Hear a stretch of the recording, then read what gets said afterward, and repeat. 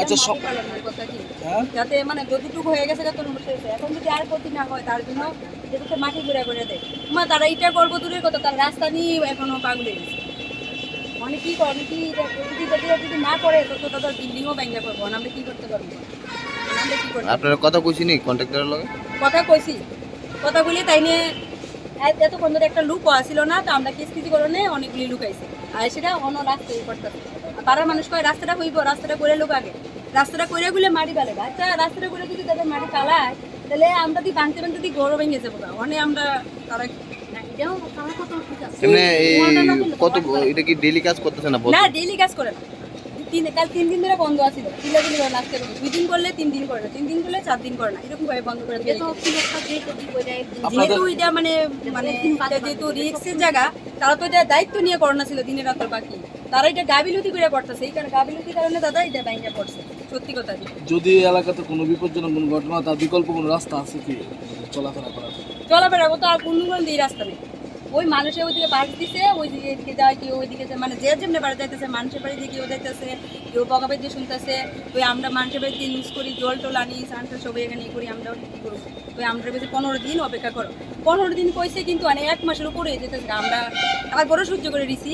কে জানি কার বাড়িতে কইছে জল ছাড়ানোর কথা, তো জল ছাড়ানোর পরেই আবার এই জায়গাটা ভেঙে পড়ছে জলে নিয়ে। আমরা তো বলছি না জল ছাড়ানো ভেঙে পড়ছে, আজকে সকালে ভেঙে পড়ছে 9:30টার সময়। আমরা চাইতেছি এখন আমরা যে ক্ষতি হয়েছে তার যাতে তারা পূরণ করে দেয়, আর নেক্সটে যাতে আর কোনো ক্ষতি না হয় তার সমস্যা সমাধান করতে তারা করে।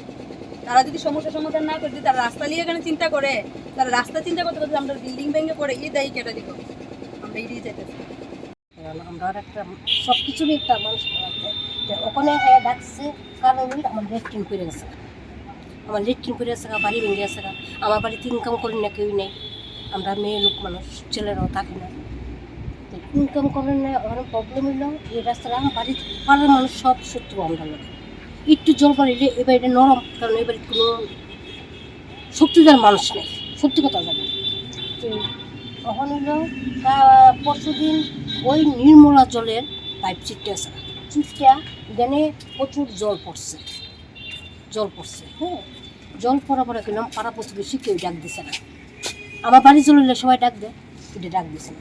আজকে সকালবেলা গোলাগিরি পাইপ ডাক একটা করছে, ওই আমার লেট্রিন বাইরে গেছে, তা আমরা ওখানে কিচ্ছু না দাবি, মাটি পাড়ায় আমার লেট্রিন করে দেবো, এই হলো আমার দাবি। নমস্কার ট্রেনটা কাটছে বলতে রাস্তা গেন্দা মানুষ আসা যাওয়া করে, আমরা বান্ধে রাখছে, আমরা বাধা দেওয়ার পরও আসা যাওয়া করে, এর মধ্যে এটা আমরা 50-60 বছর আগে থেকে জল ইউজ হইতেছে, তো কারণ এই জায়গাটা মাটিটা নরম, তারাও জানে, কন্ট্রাক্টরও জানে বাড়িটা নরম। তা আমরা কইছে 15 দিনের টাইম দেন, আমরা ওকে ঠিক আছে, আমরা লেট্রিন জল সব বন্ধ করে দিছে, আমরা অন্য বাড়ি থেকে ইউজ করি। তো এরপরে কিন্তু আরেকজনে কইছে জলটা ছাড়া কারণ জল নাই বাড়িতে ইউজ করে না, জলটা ছাড়ছে যে ও তো আমরা ইউজ করছি না, এখন আমরা ছাড়ছে যে আমরা জল ইউজ করছি না। আমার শ্বাসকষ্টের ইয়ে আছে, হার্টের, আমি ওই বাড়িতে জলটা ঘিরে নিয়ে কাজ করি, আমার খুব কষ্ট হইতেছে।